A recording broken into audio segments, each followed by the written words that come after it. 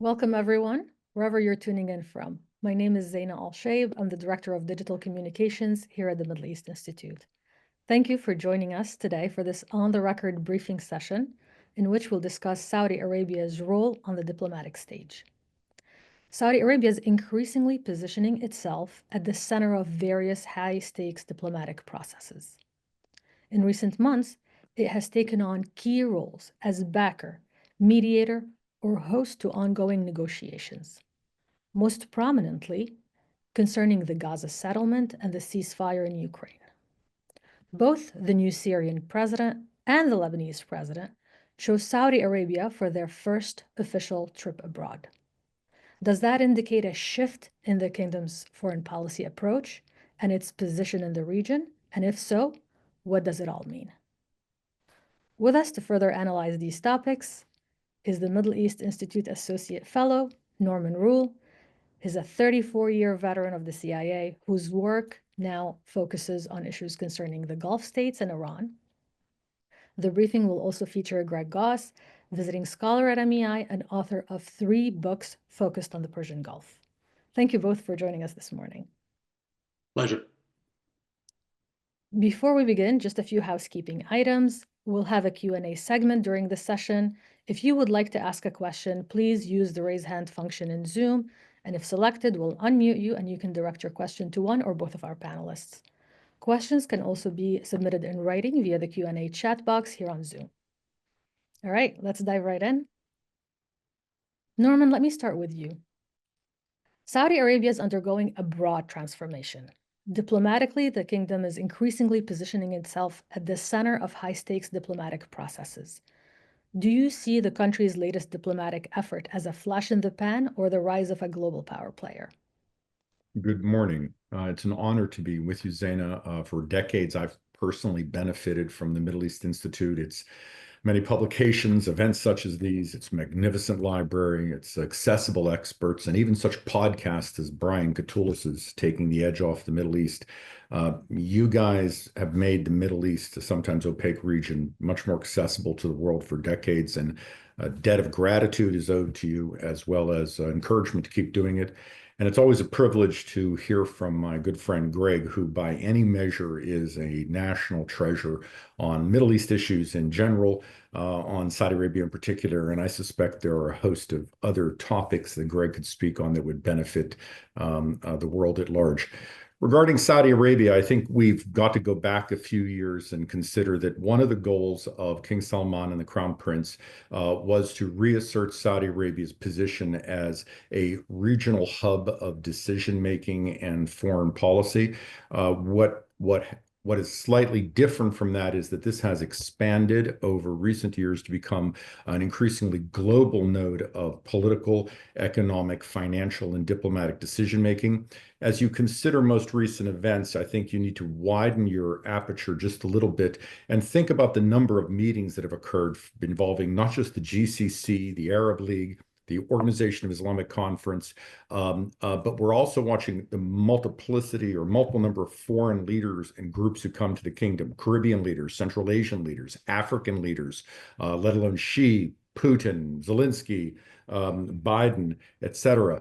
All of this comes together, and you now have, in 2024, a new global node of, as I say, investment reach that goes to Latin America, Africa, Asia, as well as Europe, the United States, and political dialogue.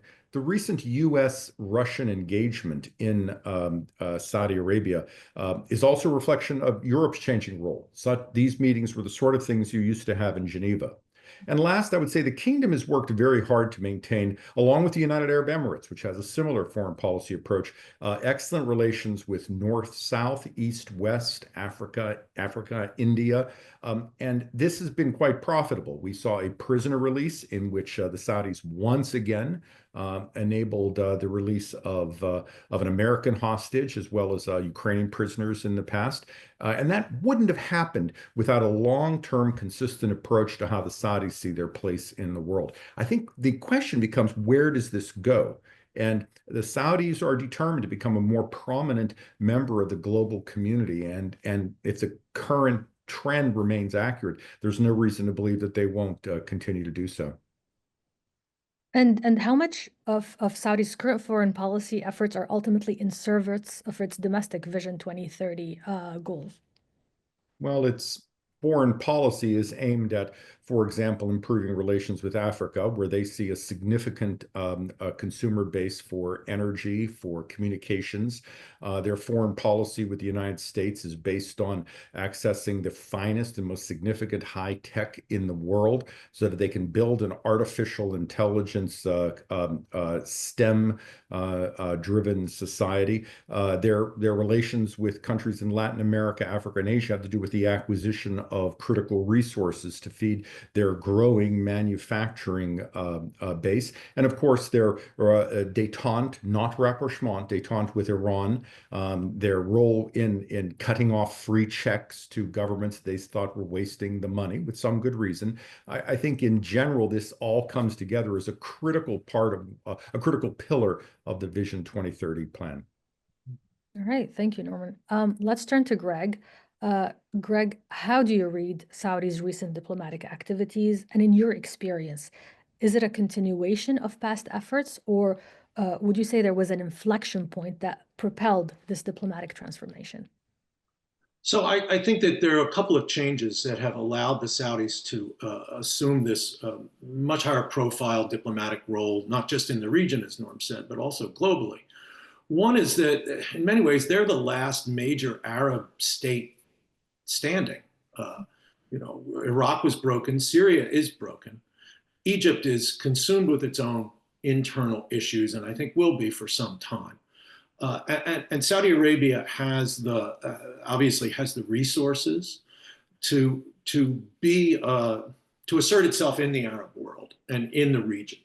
The second thing I think that's important to keep in mind is that Saudi Arabia has really important relations with the three major powers in the world, right? They have this very, very important security and economic and political relationship with the United States. Goes back decades. They have an extremely important relationship with Russia. Their abilities to manage the oil market to the extent that they can through OPEC Plus depends on a good relationship with Russia.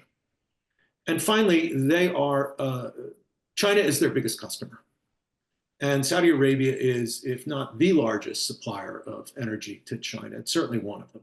And so Saudi Arabia has these extremely important ties to these three major global powers.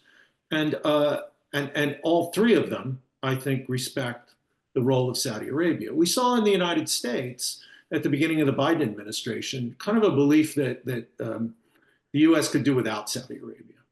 And I think it had a lot to do with the notion that we were moving to a green economy, that the United States, the largest oil producer in the world, didn't need Saudi Arabia.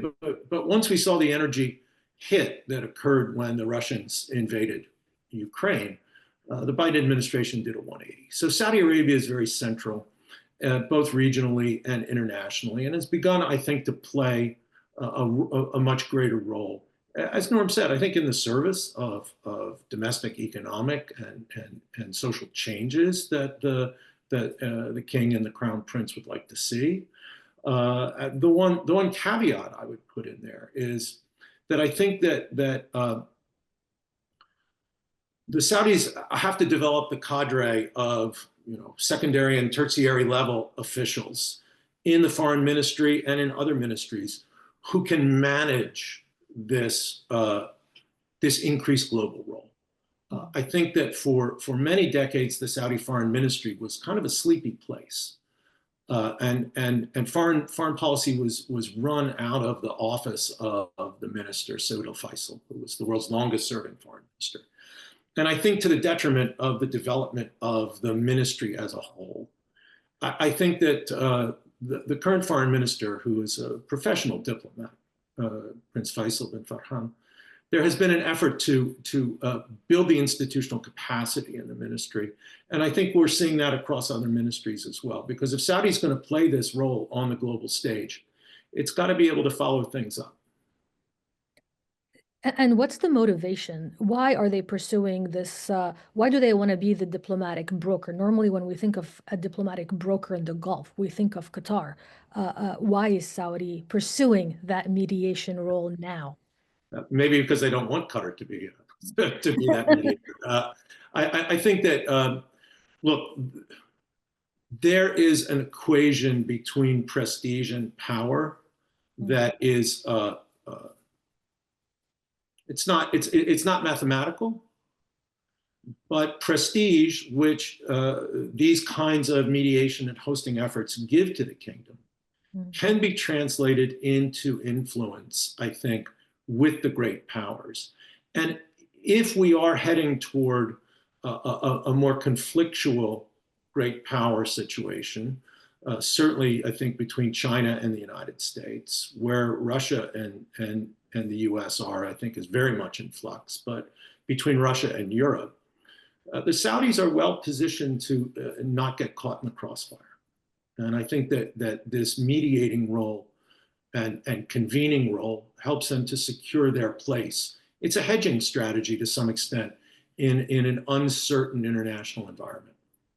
I have a question for both of you, and we can start with Norm. What are some of the challenges you believe Saudi will face as it pursues this larger diplomatic role? And is there a risk associated with pursuing such policies? I'd like to add on to what Greg correctly stated on regarding the staffing of ministries. If you go to Saudi Arabia today, you will be deeply impressed by the staffing of multiple ministries. They're young, they're sharp. Have to wave the flag of the older generation too. You know, Khalid Fala and Musa Adlaiban may not be spring chickens, but they've been around the block a few times. But there's a tremendous amount of work being placed on relatively small institutions, institutions that have to shape prioritization tasking on a frequent basis. That sort of demand would be significant for any enterprise in the United States. Asia, certainly, and Saudi Arabia is no different. The challenge for Saudi Arabia is how to maintain progress in a world where there are an endless number of priorities.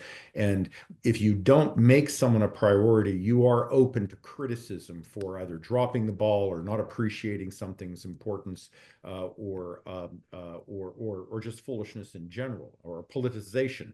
When like so many people in the office, so many things in the inbox, you got to do what you got to do. That's, I think, the biggest challenge out there. I've had a number of private sessions with some of the senior most officials of Saudi Arabia repeatedly over the last couple of years, and I've been astonished at their work schedules. These are people who are working 14, 16-hour days, 6 days a week, sometimes 7 days a week.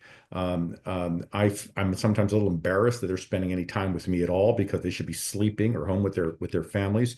And I've seen so many ministers and senior officials basically having put in such long days that you do wonder what a capacity is for that system. Now, in fairness, they haven't dropped any big balls to date, and they're doing quite well, but it's really not a problem so much as an issue I think they need to be aware of. I'm sure they are. They don't need my counsel. And to manage that by growing the ministries and keeping prioritization correctly in hand. Greg, anything to Yeah, add? I mean, I think that the problems that the Saudis are going to have is that as the world becomes more conflictual, not only among the great powers, but also possibly within the Western alliance, as we're seeing, there's going to be increasing pressure to pick sides.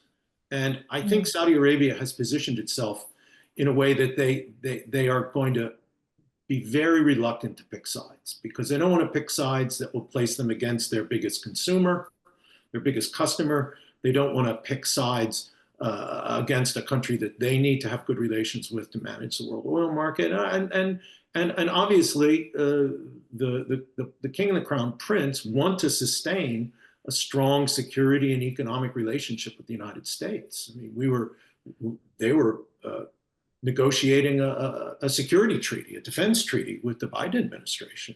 We'll see if the Trump administration picks that up, but they want to be a trusted interlocutor with every one of these major players.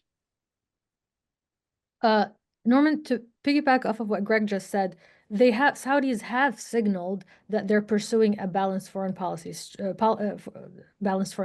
and when it comes to navigating this complex world power dynamics, Faisal Ibrahim, Saudi's economy minister, said in Davos not too long ago that Saudi wants to be in the middle and that their partnerships should remain strong with all stakeholders. Would that in any way indicate a shift away from a foreign policy reliant on the US, in your opinion? No, and Faisal Ibrahim is an extraordinary individual, Penn State graduate, and I encourage your listeners to look for his YouTube videos and other videos to get a sense of the data he puts forward on the economy. As Greg stated, the Saudis have some strategic objectives that can't be overlooked. They need the oil market of the world managed. They cannot discount the potentially disruptive role of Russia, period. Russia is at the same time a malign and vindictive actor of no great consequence economically beyond oil for the Saudis or militarily. So they have to balance that a relationship with Russia that is both cooperative on energy, but Russia's a second-tier player at best on a variety of other issues. China is a tremendously important commercial partner and has been since 2014 throughout the entire GCC. But China's technology is often stolen from the West. It's cheaper, it's good, deep sea is okay, but there is no question that your primary technology source is going to be the United States. And if you're building a society based on space, artificial intelligence, biotech, et cetera, et cetera, et cetera, your main partner on technology is going to be the United States. There's India and Africa. And again, the Saudis want to have a relationship that puts them in the Middle East being the middle of the world, with Saudi Arabia in the middle, along with the Emirates and the rest of the Gulf, Oman. They want to be part of that pathway from India to Europe. And that means at some point relations with whatever grows in the Palestinian states and Israel itself. So there are a number of challenges and balances that the kingdom has got to undertake, not only with great powers, but within the Middle East as a whole, as they decide how to handle Israel, Palestinians, how they decide to handle Europe. It's a complicated world, and they do have some very savvy officials who, again, whatever your views are on some decisions policymakers make, they've been very open and transparent that they need win-win solutions in their areas. In fact, if I can go on for just a few seconds longer, Abdulaziz bin Salman, who is known for his bluntness, his candor, and his deep understanding of the oil markets, has been upfront in saying, we can't deal with governments who just say, give us a benefit at a cost to Saudi Arabia endlessly. And that message, loud and clear, has gone around the world. Politics in each country will shape that, but I think the world will understand Saudi Arabia isn't anyone's patsy.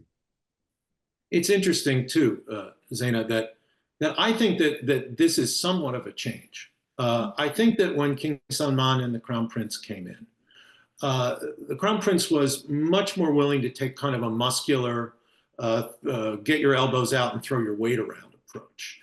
We saw that vis-a-vis Lebanon, we saw that vis-a-vis Yemen, we saw that vis-a-vis Iran. But I think that there's been quite a bit of learning that's gone on in the last years, and I think that one of the biggest lessons was when the Iranians hit the Saudi oil facilities in Abqaiq and Kharis back in September of 2019. That's the kind of thing that generations of Saudis have believed, that their relationship with the United States would lead the United States to take action against people who attacked Saudi Arabia. And when that didn't happen, I think that there was something of a rethink about how Saudi Arabia wanted to position itself. As Norm said, let's not exaggerate their opening of relations with Iran. I think that the Saudis are still very cautious about the Iranians. But it was the beginning, I think, of an effort to reconceptualize where Saudi sits in the region and in the world. And I think that it's been a very effective change. So I'd like to add a little bit, because the Abqaiq thing is important. And I I agree and want to amplify what Greg has stated. There are a couple of issues. We have to be careful about saying what the United States agreed or didn't agree to do unless you were in the room with the Crown Prince and Mike Pompeo and others. So put that in one pile. And there's an awful lot of talk in the world about what the United States didn't do. And the question really ought to be, what are the consequences of doing or not doing? And that's something for policymakers to talk about on each side when that conversation they believe should be open. I think the realization from Abqaiq was twofold. Didn't matter to oil markets. The Saudis have 10, 12-fold backup systems. They were up within a couple of days. Anybody who follows oil knew this was going to happen, to include within the kingdom. It was a surprise or a problem for a lot of the world, not to an expert. The second point, but it also didn't cause the world to line up behind Saudi Arabia against Iran. That was a twofold point. The second part of this was, you're in a political world where it is irrelevant what a president may promise if the political dynamic means in 6 to 8 weeks you're having that policy turn against you. Yemen was something that the Saudis should have handled.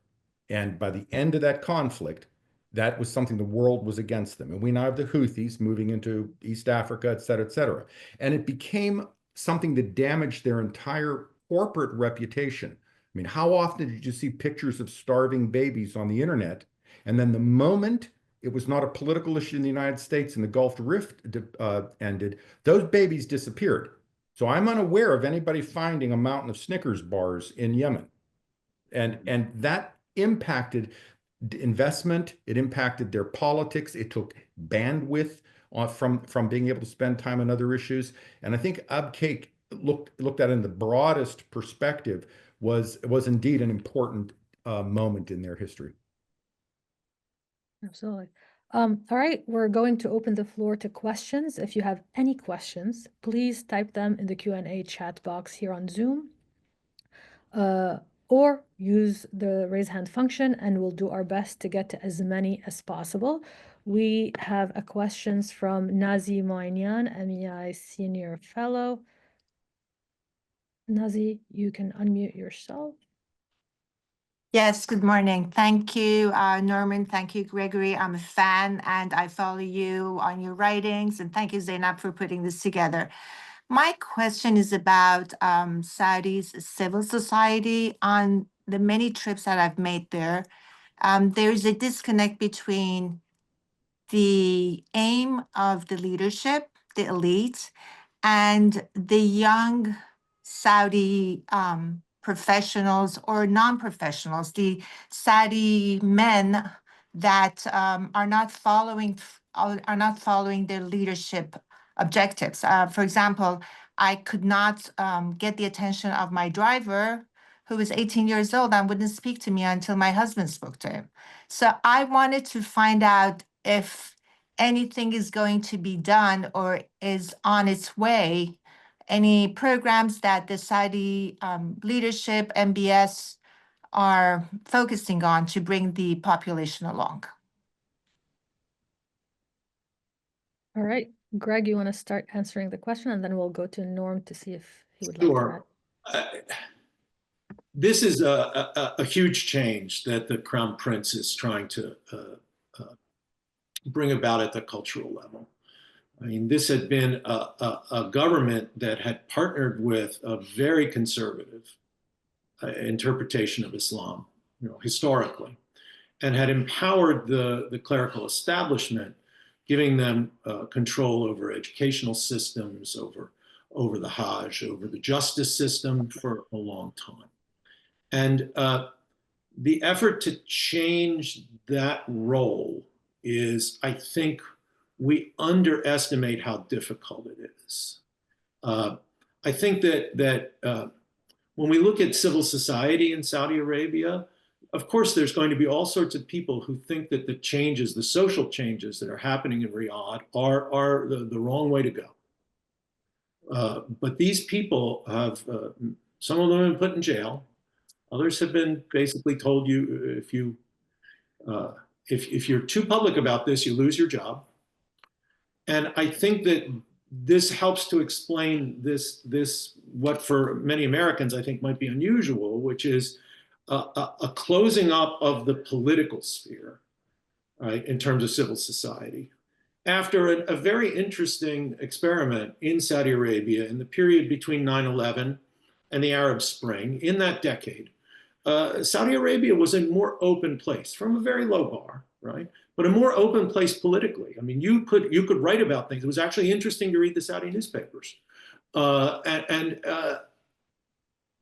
the king and the crown prince have effected these big social and economic changes in the country, the political side of civil society has shut down. There's no question about that. The range of accepted discourse has narrowed, of public discourse, and I think that that's it's just something that to bring about large scale social change, these leaders feel like they have to kind of sit on the political. But there is, without a doubt, opposition in Saudi Arabia to the social changes that have occurred.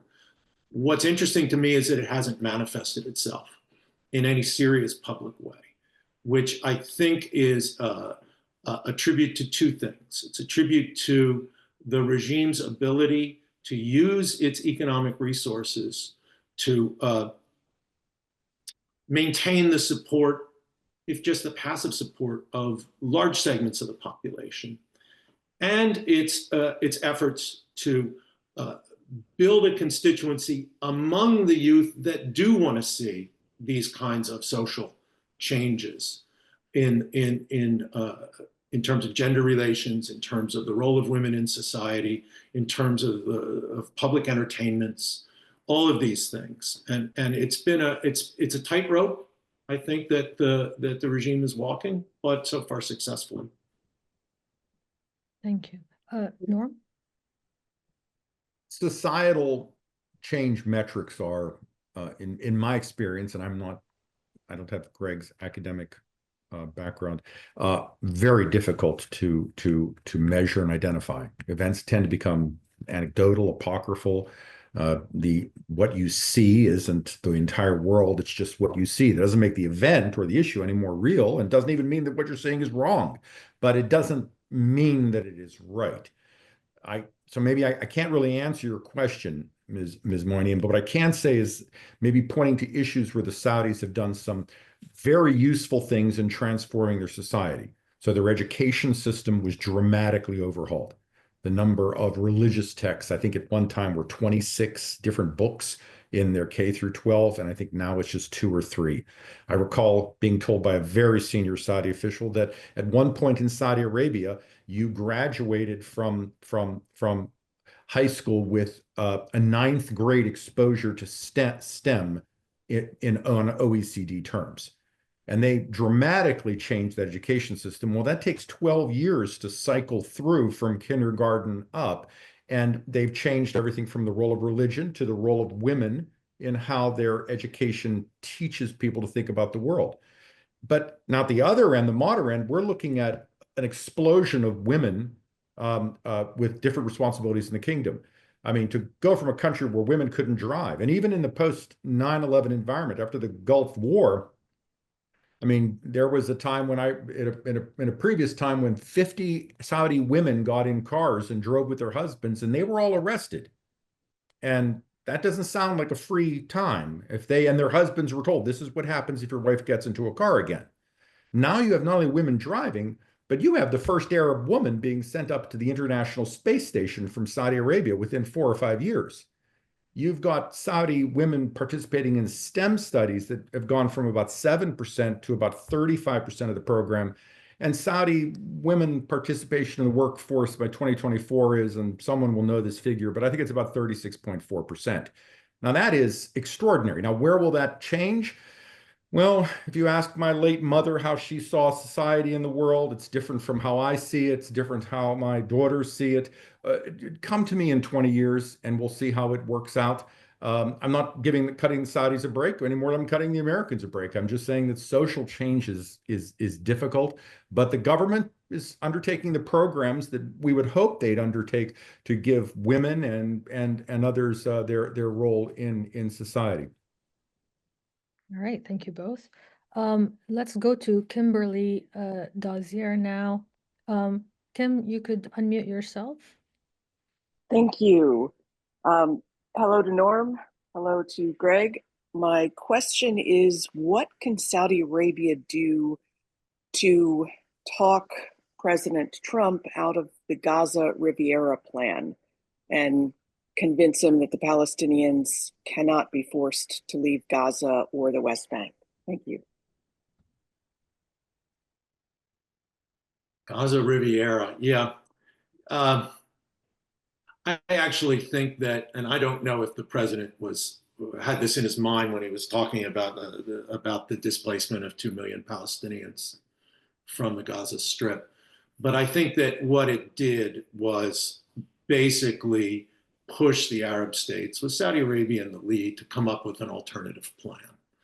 And from what I can tell, and just as watching, like we all do, what's going on in the new administration, it seems to me that the president is off the Gaza thing. We'll see what he says tonight before Congress, but I think he's off the Gaza thing, and I think that the administration is waiting for what the Arab League summit comes up with, and my guess is there's still a lot of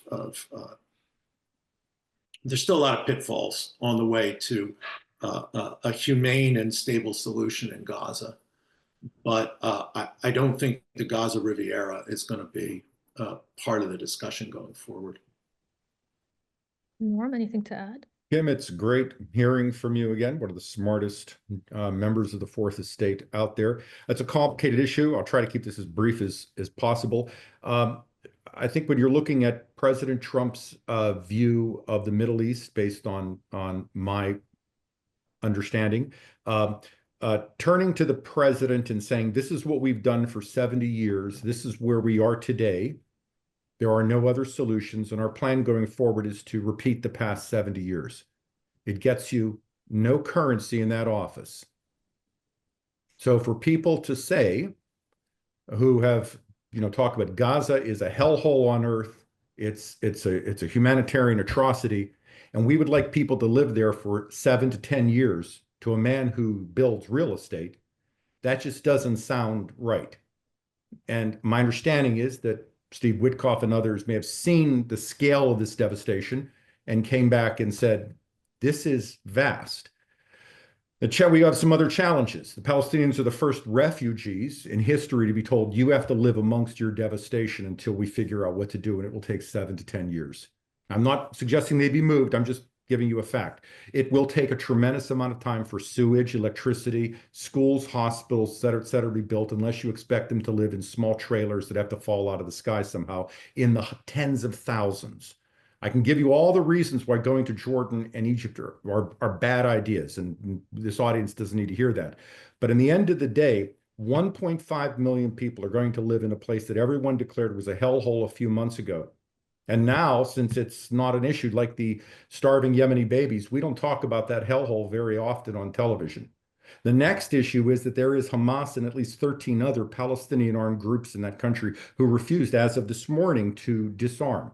Now, if anyone is going to put billions of dollars of reconstruction aid into a broken environment with armed gunmen and expect that to work out well, I can assure you it's not going to be the United States or the Saudis. So the problem with the Middle East always is the same thing. The solutions are very simple and very clear. The process to achieve them is nigh impossible. And the people who want to spend their time saying, let's relitigate the Arab-Israeli wars, et cetera, they usually have one thing in common. They're not living in the middle of that hellhole, and they have plenty of time to do this.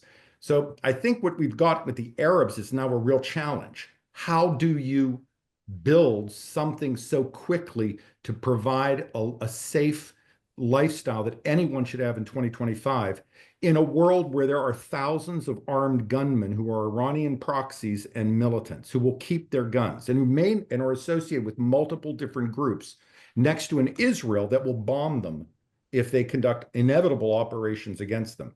So again, this is hard. So I don't expect the Arabs to come up with a silver bullet to this solution, because if it existed, Henry Kissinger and others would have come up with this years ago. But the easiest thing in the world to do is to say, the Gaza thing is crazy. The Arabs can't do it. I think I turn to people and I say, what is your plan of what we do on Thursday that fixes this? And if you can't do that, go sit at the little card table with the kids and have a cup of coffee, because somebody's got to get education to children who are losing a generation of growth in Palestine. And that's intolerable. I'm sorry to go on so long. No, don't be. While we're on the Gaza topic, we talked about the Arab plan in general, but Vice Admiral Kevin Donegan wants to know, what do you see as the kingdom's role in the future of for Gaza? Norm, we can start with you. So the kingdom can do something very important. During COVID, the Saudis, in the midst of their education transformation, developed, for the first time in the history of the world, their entire education system on television stations. And they broadcasted throughout Saudi Arabia to handle their classes. And what they found was Arab speakers in other countries were watching these television programs on algebra and history and et cetera, et cetera, et cetera. And some of this is something that they looked at exporting into Arab-speaking countries with new textbooks that change views on Israel and women, et cetera, et cetera, et cetera. It's a different topic.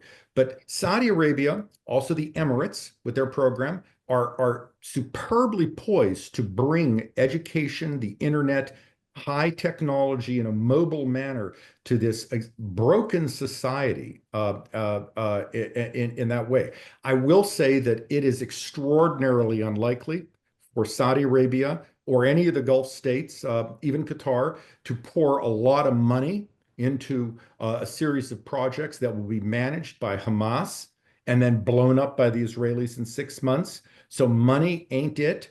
I think sustained political pressure to do something. I think the question becomes, is it possible to get the Palestinian Authority under Abu Mazen to demonstrate a capacity for good governance? Right now, the answer appears to be it isn't happening.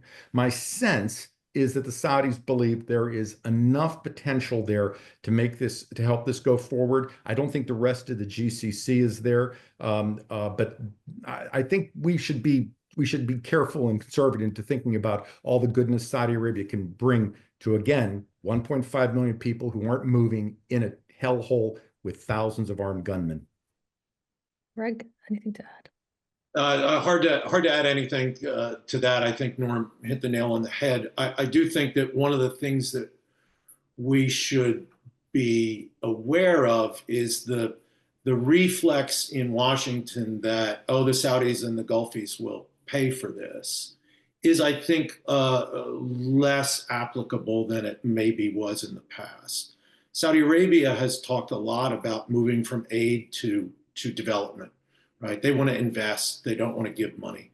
And obviously, rebuilding the infrastructure of Gaza is not something that's going to be an immediate return on investment issue. But I do think that I just don't think the Saudis are going to do what in the past they've tended to do, and in the past what others have expected them to do, which is just drop money on a problem.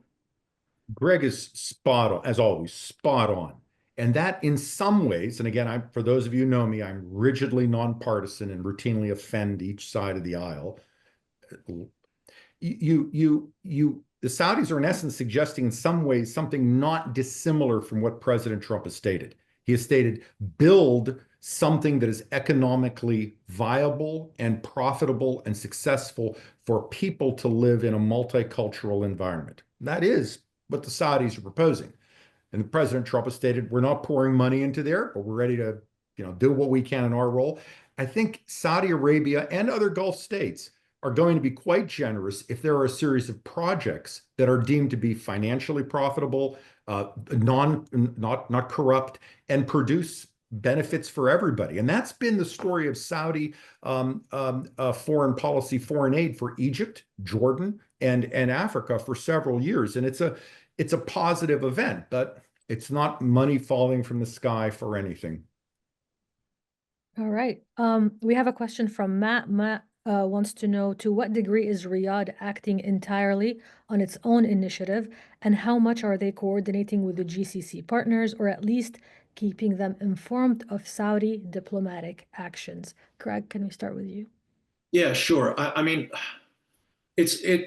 I don't want to overemphasize the differences in the GCC. I think that we can be caught up in the old Freudian admonition about the narcissism of small differences. But there are differences in approach that that the Gulf countries take. Qatar obviously much more comfortable with dealing with Islamist groups. The UAE on the absolute other side of that spectrum. I think Saudi Arabia, after going through a period where they seem to be moving in the UAE direction and away from their historic connection to trying to promote Islam and their notion of Islam, not only in the Middle East, but around the world, declared the Muslim Brotherhood a terrorist organization toward the end of King Abdullah's period in control. And I think that Saudi is somewhere in between. I mean, I think that they're willing to accept a Hamas role in Gaza as long as that Hamas role is within an umbrella of the Palestinian Authority. I think Norm's absolutely right in that Riyadh seems to be focused on the Palestinian Authority as the way to get Palestinian self-governance into Gaza in a way that will allow for some rehabilitation of the infrastructure and kind of a restoration of normal life. This is going to be really hard. But I think that Saudi, in the end, is the leader of the GCC, right? The Gulf states really can't do much on big things without Saudi Arabia. And when the smaller Gulf states like Qatar and the UAE try to go off and do things on their own, they can put a lot of money in things, but they can't always get the kinds of results that maybe they wanted because they're just so small. I mean, they're so small. They've got money, but they don't have much else. And you need more than money to solve these problems, it seems to me. Norm, anything to add? The Gulf actors are very different countries.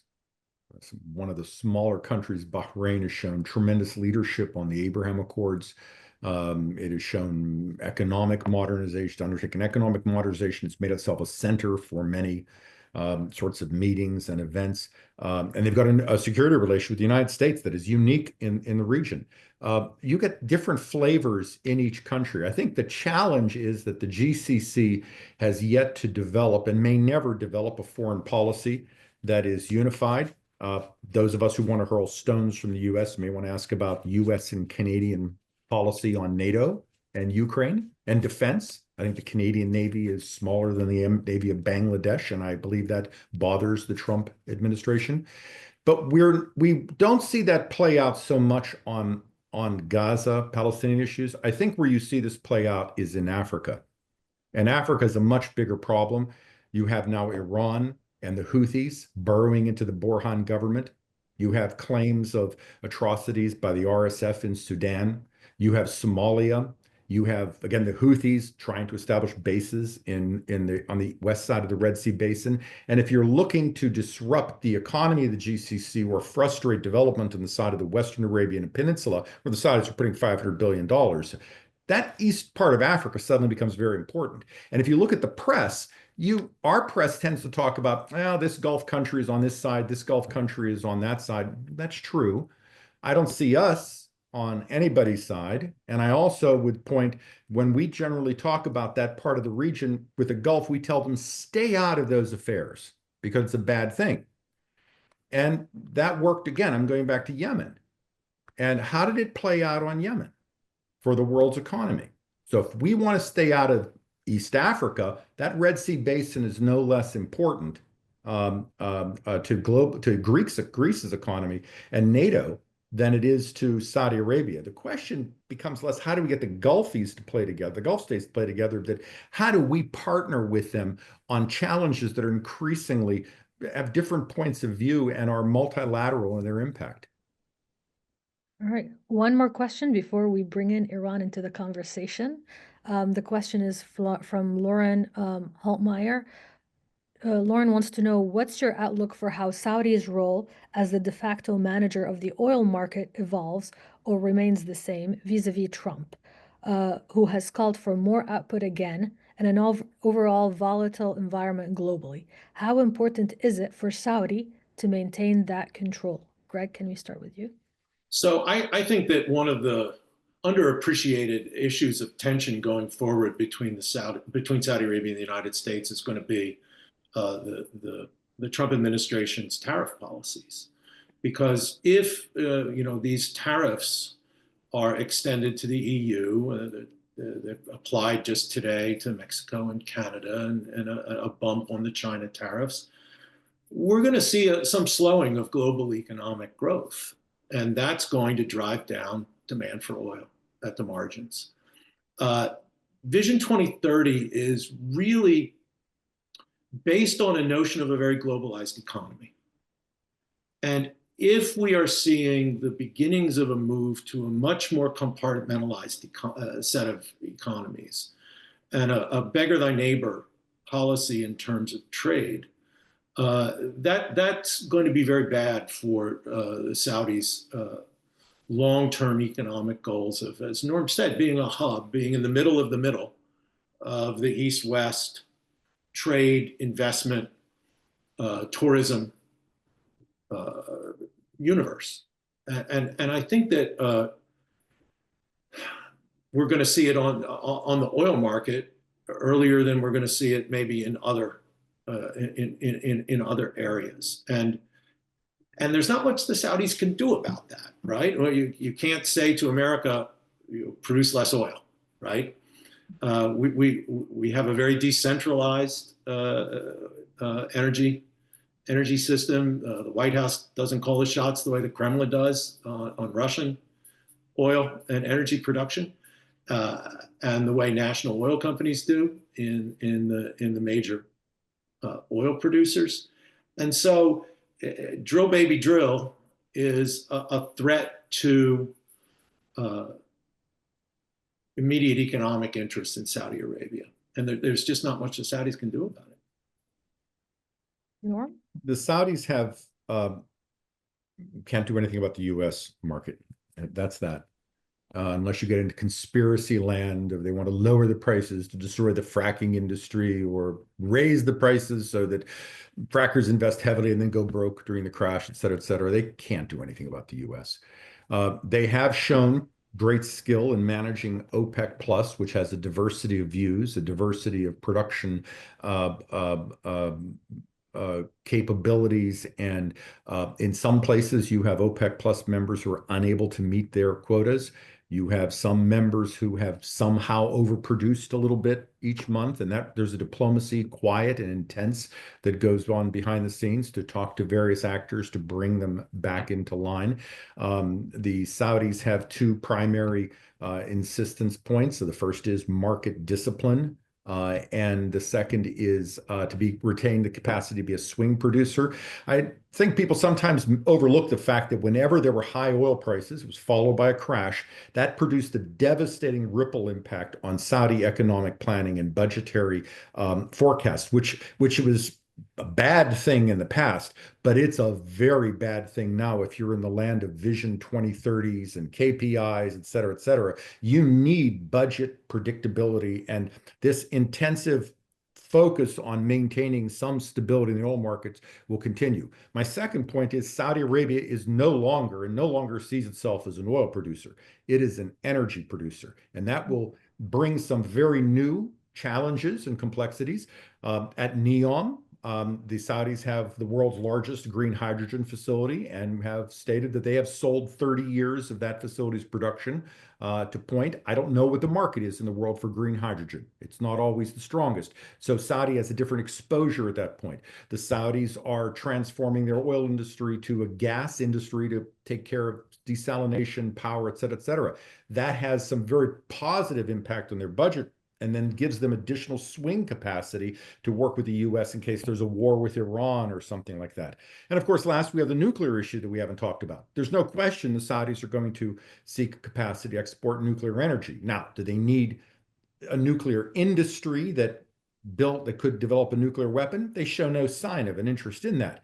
But they see no reason why, if Russia, Japan, and Canada can produce nuclear fuel, why they can't produce nuclear fuel as well. And I think we're likely to see significant progress on that in coming years. So OPEC is going to be a challenge, but they have the right people and the right reasons to managing it. I think the broader energy market introduces more complexities, more problems, but they have spent a lot of time, and no pun intended, energy to make sure that they are positioned to manage these complicated processes as they roll forward. Zaina, let me just add one more thing to that. I think we should be clear-eyed about what the relationship between Russia and Saudi Arabia is here. I mean, they're frenemies. They're not enemies, but they're not friends. And on more than one occasion, the Saudis have they've opened the spigots to discipline the Russians when the Russians were not willing to play ball within OPEC Plus in terms of production limitations. And so it's not a completely cooperative relationship, but it's an essential relationship if the Saudis are going to have any chance at managing the market for the purposes that Norm outlined just now. All right. We have a question from Scott Seaman. Scott wants to know, would you please comment on the role of Saudi Arabia, the role that Saudi Arabia might play if the Trump administration pursues a new comprehensive deal of some kind with Iran? We can start with Norm. Multiple Gulf states are capable of being intermediaries to Iran.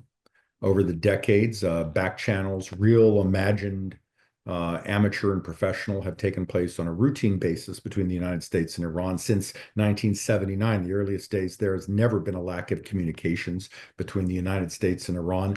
The Trump administration can pick its interlocutor. Regarding Saudi Arabia or Russia, as we've seen with the Lavrov visit, there is a limitation on the capacity. Yes, they can provide a place to meet. The first meeting encouraged both sides to play well together. But in the end of the day, Saudi Arabia has only a limited amount of influence over Iran. They are competitors in the oil market, although they generally tend to cooperate quite well on overall strategy. They have very different views on governance. Obviously, the Iranians still have a Quds force. When people talk about the changes in Iran, they retain the force that creates terrorism and militias around the world. Until that goes away, because just like the thousands of gunmen in Gaza, what do you do with thousands of people who run militias and terrorists in a comprehensive deal? So the Gulf states are going to be looking for that. The Saudis have cool relations with the Iranians. It's a détente. It's not a rapprochement. The Saudis have attempted to use other countries to do this. They worked out the deal with Iran prior to the Chinese coming in, and they gave the Chinese a role, basically in the hopes that China would then have some skin in the game, and would have to then pressure Iran to behave at the UN. Didn't happen. Or it didn't happen on places like Yemen, et cetera, et cetera. That's a Chinese problem. It shows the limitations of intermediates. For the Trump administration, they really have three challenges with Iran. It's easy to say contain a nuclear program, contain militias, contain your missile proliferation. But when you say that, other than the agreement, what does Iran do with the tens of thousands of people who are doing this right now? So the Saudis could get rid of the religious police overnight. What do you do with people who make heavy water in Iran? What do you do with people who are running the Quds Force activity in Africa today? What do you do with the people who are running the Palestinian accounts and Lebanese Hezbollah accounts who believe they can resuscitate these programs over time? So I think Saudi Arabia will play an encouraging role, as it's done with Russia. We just shouldn't overstate what intermediaries do. All right, Greg. Yeah, nothing to add there. I think Norm's spot on. I mean, the Iranians have to decide where they want to go, and I don't know enough about Iran to be able to predict where they will go. But as Norm said, it's one of the things that we saw is with the JCPOA, which of course was limited to the nuclear issue, that all of these other issues of regional influence and Iran's reach into its neighbors didn't go away. And so while I was a fan of JCPOA, I do think that if there's going to be some kind of new relationship between Iran and the United States, it's got to go beyond the nuclear. And this becomes the challenge. Yes. Truth in lending, I was the intelligence advisor on JCPOA and attended pretty much every meeting from the beginning in the Gulf to the last in Europe. If you provide Iran with sanctions relief for its nuclear program, you are inevitably providing resources for terrorism, militias, and missiles, period, and oppression of its own people, period. This was known at the time of JCPOA. It's known now because it's not some great secret. The Iranians refused to discuss the region, missiles, terrorism, hostages, et cetera, et cetera. They later expanded a bit on the hostage issue, but even that took time. This is not from lack of trying by a variety of other people. So if the Iranians come forward and say, as they're most likely to, because Iran is in the current situation that is really the third time it's been in this situation since 2003. It's another conversation. There's no surprise as to what Iran's going through and how it's going to respond. This is all fairly predictable right now. What you've got is, if Iran only gets a nuclear deal, then Hezbollah, the Houthis thrive, and that's most particularly right now a problem going to be in Africa, with where the Quds Force appears to be moving. Now, if you want something broader than that, the Iranians have to be brought to the table. The Russians do some pressure, the Chinese, the Saudis, everyone. In the end of the day, this is an Iranian government that's got to decide with, what do you do with the Quds Force? All right. Norm, during a podcast with our colleague Brian Katulis, which you just referenced, it's called Taking the Edge Off the Middle East. I urge everyone to subscribe and listen to it. You said in that podcast that the Middle East, for the first time since 1945, is now contested space. What does that mean for Riyadh's role in today's regional balance of power? The big word, we tend to interpret it negatively. It's not meant entirely as such. What we're watching through some of the Gulf states, again, primarily Saudi Arabia and the Emirates, because of their capital, their ambitions, their political direction, we're watching transformative, high-tech, interfaith, pro-women developments that, if they splashed into parts of Africa or Iran or Afghanistan, would be or parts of the Middle East, would be a wonderful thing, right? But we don't have an overall ideology in the Middle East of Islam or of politics. The days of Nasser are over, or everyone is on the side of the United States, where there is a Russian entity with 3 of the countries against the rest of them. You have an area that is really stripped of ideologies. Now, in fairness, the West is the same way. We don't have a common approach to the Middle East anywhere in the world. International institutions are pretty much useless. Europe is impotent in the backgrounder. We're trying to limit our roles at times. China is geoeconomic, commercial, but not political. Russia is just, as I say, malign and vindictive with the Iranians. There are so many different battles or flavors of the Middle East that are rolling out that for a local decision maker, such as the King Salman or others, the Sheikh in the Emir in Qatar or elsewhere, you're dealing with a place that doesn't have anchors that you had in the past. But as I say, that doesn't mean it's all bad news. It's not great news for the Libyas, the Gazas, the Yemens. These places aren't improving. Jordan is still fragile, but critically important and a good friend of the US, right? Egypt has got its own issues with 103 million people. But we do have prospects of stability and peace and growth. And if I had an opinion, and I shouldn't have opinions, because that's analysts shouldn't have opinions. I'm not an analyst either, but my bottom line is that we have to find a way to put a hook into some of the good parts of this and pull it more broadly into the region, which includes East Africa, which includes Southwest Asia. If we're to make this a less contested environment, or avoid perhaps a new ideology popping up, like a Daesh 2, something popping up in Gaza, Hamas 2.0, Iran creating a new militia entity post Gaza and Lebanon. Their adversaries get a vote, and we should be doing something to get ahead of them. Sorry to go on so long. Greg, I have a question, one final question for you. Could you talk a bit about the nature of the ways in which Saudi Arabia attempts to exert influence and control over the domestic and foreign policies of smaller Gulf states, and the extent to which this attempted influence is successful, and the extent to which the different smaller Gulf states acquiesce to Saudi Arabia as a sort of big brother figure?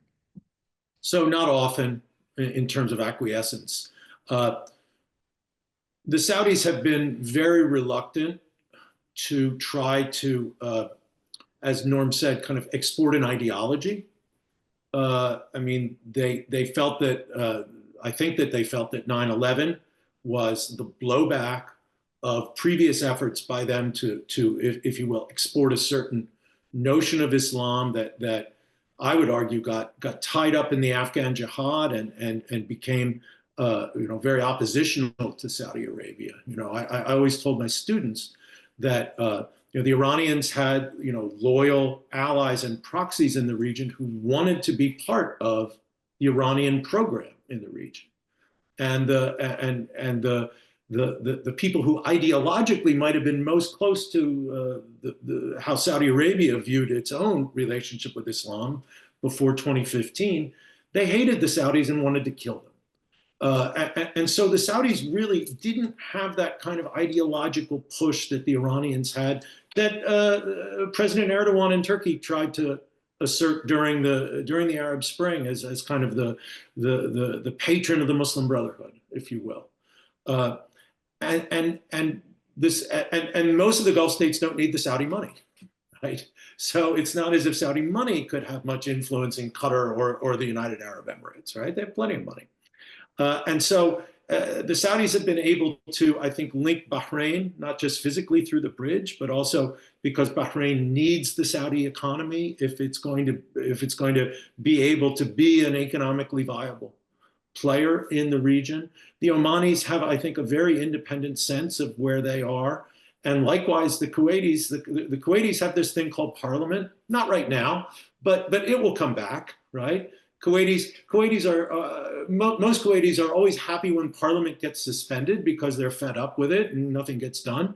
And after a couple of years, they're going to want parliament to come back, and parliament will come back, I think, in Kuwait. And so it's difficult to affect Kuwaiti politics because Kuwaiti politics is more public than the politics in any other of the Gulf states. So I think Saudi leadership comes mostly in situations where all of the six see their interest aligned. The quintessential example of this is when Iraq invaded Kuwait in 1990. Everybody got together then, right? And I think that when the sense of common threat is lower is when you see the splits in the Gulf states. All right. Any final thoughts? Norm, we'll start with you. Everything Greg says is wisdom. People can listen to what I say, but they should check it out for themselves, read about Saudi Arabia, go to Saudi Arabia in the Gulf, see it for yourself, make up your own mind, talk to senior leaders, and test anything I've said. All right, Greg? Yeah, I think that what we learned in the Biden administration is you can't ignore Saudi Arabia. And I think that the Biden administration learned that lesson. I think the Trump administration didn't have to learn that lesson. And I think that the relationship with Saudi Arabia, with all the issues and problems we might have with them, and there are issues, there's no question about that, maintaining a working relationship with Saudi Arabia is in the United States' interest. All right. Thank you for the audience for attending and for the great questions. And a huge thank you to our speakers, Norman Roule and Greg Gause, for their time and valuable insights. We hope you found today's session informative and engaging. If you'd like to continue the conversation or learn more, please follow us on social media or go to our website, and stay tuned for upcoming webinars. Thank you again and have a wonderful day. Bye.